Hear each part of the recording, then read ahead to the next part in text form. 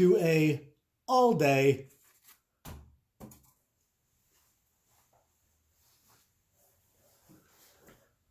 What is up, everybody? I'm here. Trying a new setup here. I got some lighting equipment and things like that. So I'm going to go over a bag today, and the lighting setup and the tripod setup that I had before just wasn't working. So hopefully this works out. If you guys want to see my very average looking face, just let me know. I can pull the camera back out. But if you just want to see these very average looking hands, then that's fine too.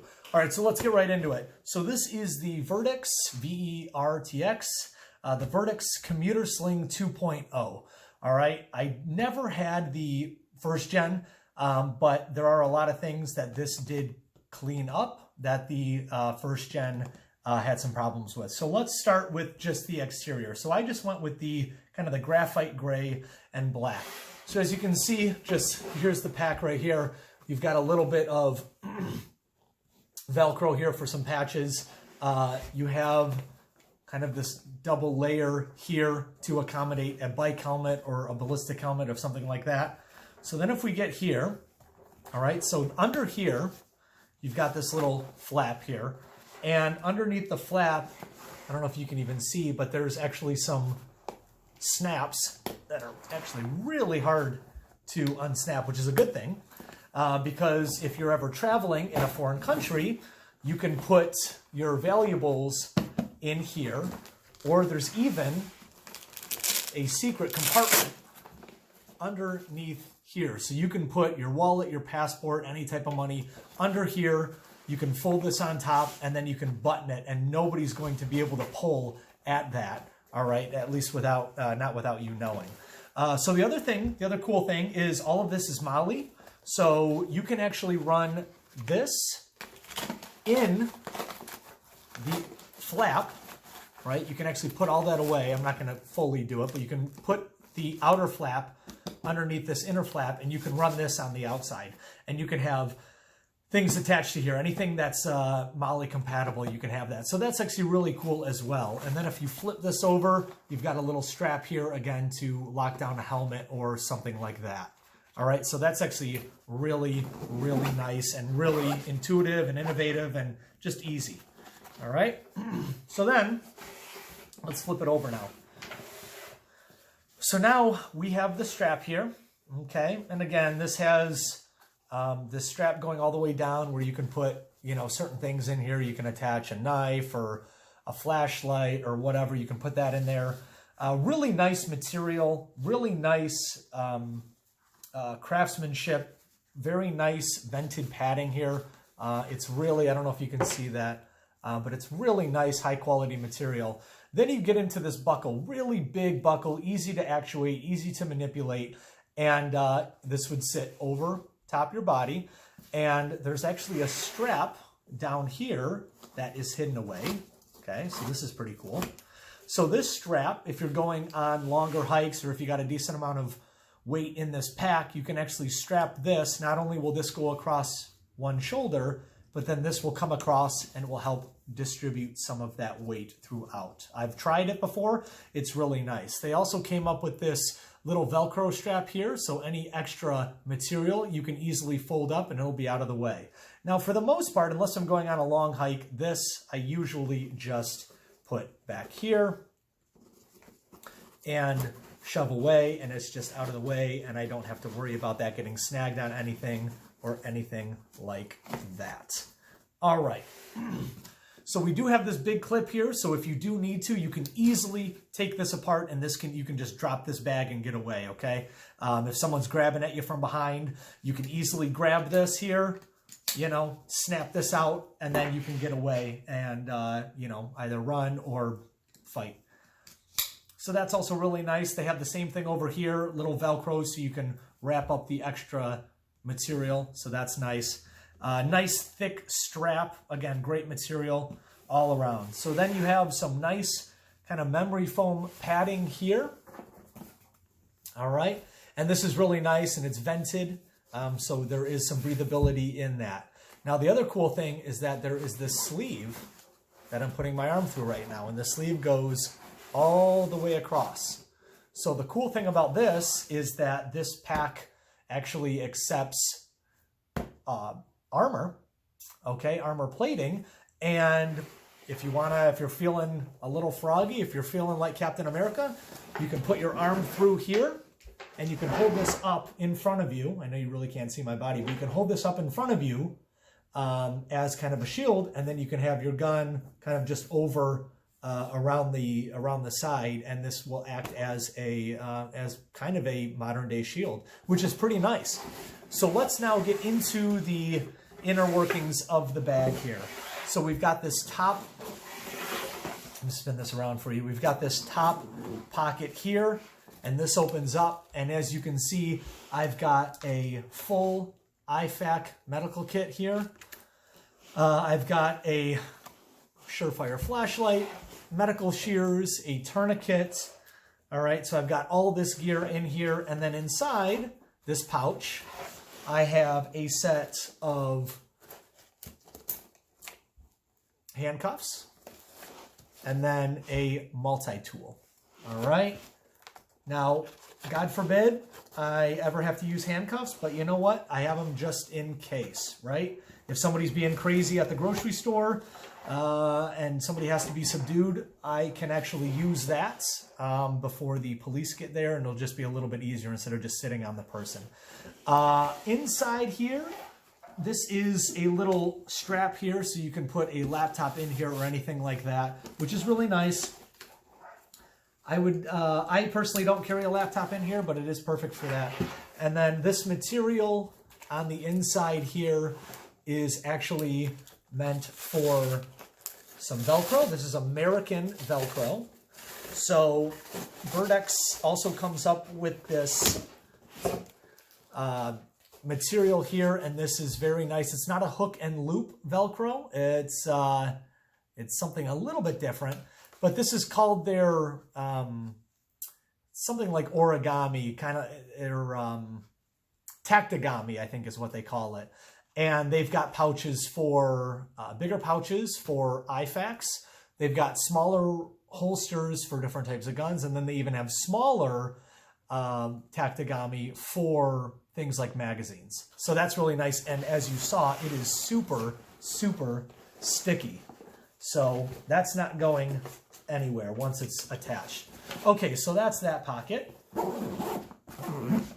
Then we get into the bigger pocket here. And you can see it has this big pull tab. And so when you're carrying it, all right, you would actually grab this pull tab, all right, and it would swing this around your body, kind of like so, and then you would still hold onto the pull tab, you would pull it across, and then, boom, your gun is right here. All right, now this is unloaded, all right, just for purposes. The magazine is full, but the chamber is empty. So as you can see, the trigger is depressed, all right, just for safety. But you have that right there.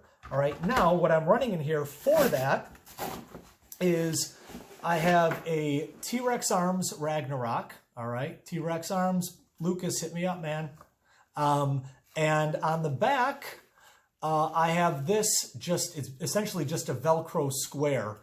And this is traditional hook and loop Velcro, but it will work on the American Velcro inside here. And this is just from Quick Violent Over, QVO. And this is, again, essentially just a Velcro square. And what you can do is you can actually hook this up to a QLS, Safariland QLS adapter, and that's just attached to the holster. So that's really nice. Hook that in, and that goes right in here. Now I'm going to keep this out just for the time being.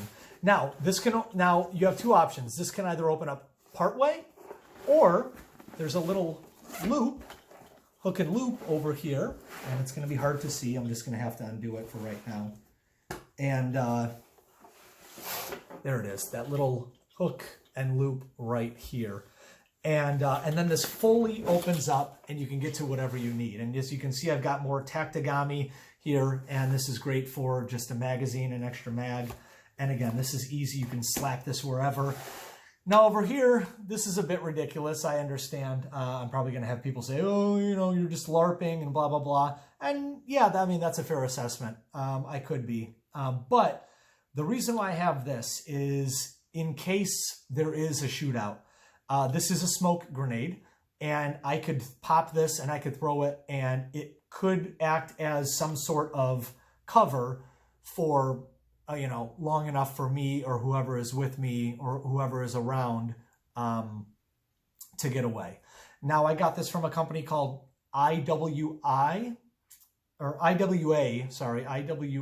International. And these aren't too expensive. These are about $30. But if you do buy these, I suggest buying several because the shipping is absolutely outrageous. I think the shipping, I bought 2 of these. I think the shipping was about as much as these were, which is ridiculous.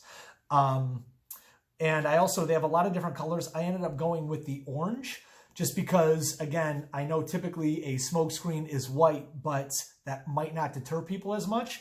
By this being orange, they might think it's some sort of gas, and they might actually just flee from that. So that's why I went with that. I pray to God I never have to use something like this, but I do have it with me just in case. Now, moving to this side, all right, I actually have an armor plate in here from Defender Armor. Now, if you go to Defender Armor's website, they actually make plates specifically for this bag, all right? So it's really nice. It's thin, but it is, you know, this can stop up to a 357. So this is really nice. So this is going to protect you from, you know, getting shot from behind or anything like that. Now, there are 2 different areas where you can apply armor. So if you want 2 armor plates, you can do that just to be really safe. I just went with the one because this is pretty expensive. I think this plate alone was about $150, $180. And the reason why I put it here instead of here, as you can see, there's another strap here where you can put one, is because if I'm holding this up as a shield, by having the plate here, that plate is going to hit, or that bullet's going to hit the plate before it could potentially hit this smoke grenade or a magazine or even my gun, right? There you go. So that's why I have it on this side, because if I'm walking and someone shoots me from here, it's going to hit that plate before this. And also if I have it up as a shield, it's going to hit that plate before any of this stuff. All right. And so that is basically the setup.